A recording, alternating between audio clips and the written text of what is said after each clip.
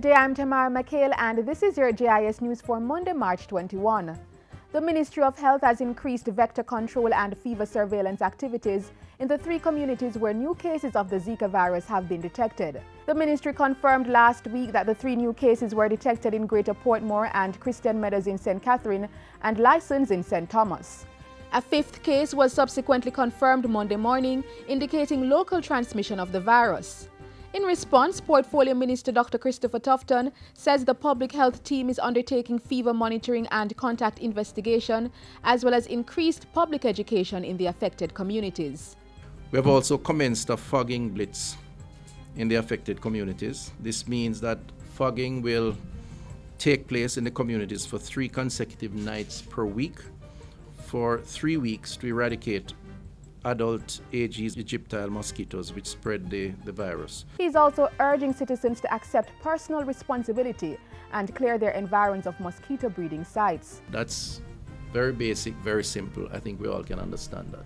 Whether it is an old tire, it's an unused tank or drum, it's a milk tin, it's a plastic bottle, anything that creates the environment for the breeding of mosquitoes. For its part, he says the ministry will be ramping up its national cleanup program, Operation Mosquito Search and Destroy. Meanwhile, the medical community continues to mourn the death of Dr. Denise Duncan Goff, who passed away on Saturday at the University Hospital of the West Indies. She is the 6th person to have died in association with the influenza A H1N1 virus, as the country records over 60 confirmed cases. Dr. Goff came out of retirement over a year ago when she joined the Southeast Regional Health Authority as Clinical Quality Assurance Officer in its Regional Technical Department. Health Minister Dr. Christopher Tufton, as well as the team at SARA and other ministry officials, have hailed her more than 30 years of service to public health. Prime Minister Andrew Holness has called on the church to partner with the government in creating an environment for prosperity in Jamaica.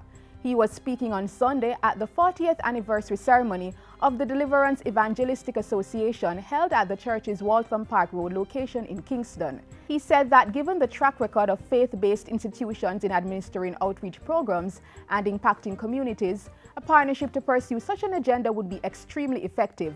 One area of partnership he cited was for the establishment of more parks and recreational areas where children could participate in play as a means of assisting in their development. Prime Minister Andrew Holness was also at the National Stadium for last Saturday's finals of the ISA Grace Kennedy Boys and Girls Athletics Championships. He said the annual event was a source of national pride and continued to enhance brand Jamaica. I'm very pleased to see the number of overseas persons who have come to watch and to participate in this great Jamaican event.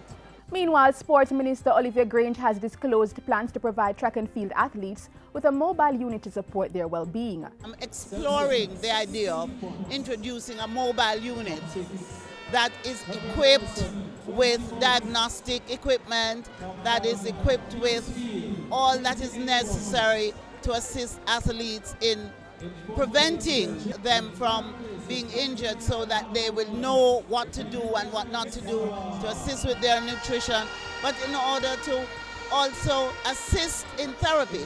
The minister, who was also at the weekend's Boys and Girls Championships, added that plans were seriously afoot for the expansion of the National Stadium. I had discussions with the general manager of IPL, and we're going to try to move on speedily, fast track the plans to ensure that we expand the facilities here. Calabar High captured their 5th consecutive Champs Trophy, while Edwin Allen High came away Girls Champs for the 3rd consecutive year.